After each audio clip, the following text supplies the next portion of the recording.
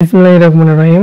প্রাণপ্রিয় চাকরি প্রত্যাশী ভাই ও বোনেরা, আপনারা আমার কাছ থেকে ইউনিয়ন সমাজকর্মী পদে পরীক্ষা কবে হবে, পূর্ণ বিজ্ঞপ্তি হবে কিনা সেই সম্পর্কে জানতে চেয়েছিলেন। আজকে সেই সম্পর্কে আলোচনা করব। আজকে আলোচনা তিনটি বিষয় থাকবে। 1 নম্বর পূর্ণ বিজ্ঞপ্তি হবে কিনা, 2 নম্বর ইউনিয়ন সমাজকর্মী পদের পরীক্ষা কবে হবে, 3 নম্বর সেই সময় প্রস্তুতি কিভাবে নেবেন। তো আসুন 1 নম্বর পূর্ণ বিজ্ঞপ্তি হবে কিনা। অনেকেই ধারণা করেছিলেন যে ইউনিয়ন সমাজকর্মী পদের পূর্ণ বিজ্ঞপ্তি হবে, কিন্তু না, আপনারা নিশ্চিত থাকুন যে ইউনিয়ন সমাজকর্মী পদের আর পূর্ণ বিজ্ঞপ্তি হচ্ছে না, এটা আপনারা ক্লিয়ার থাকুন।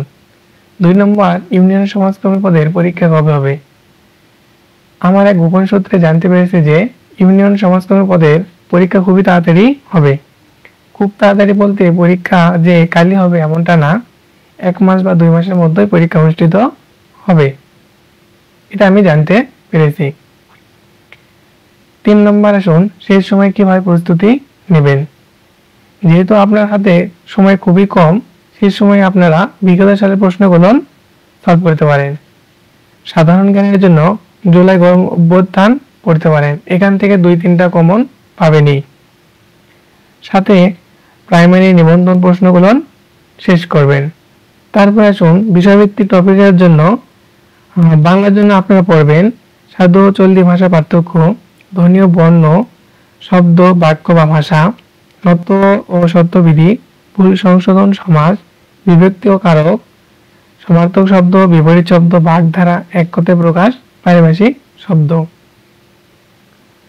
ইংরেজির জন্য পড়বেন খুবই গুরুত্বপূর্ণ translation, completing sentence, phrase and idiom, prepositions, synonym, antonym, part of speech, right form of verbs, voice change, spelling, tense, এগুলো পড়বেন ইংরেজির জন্য।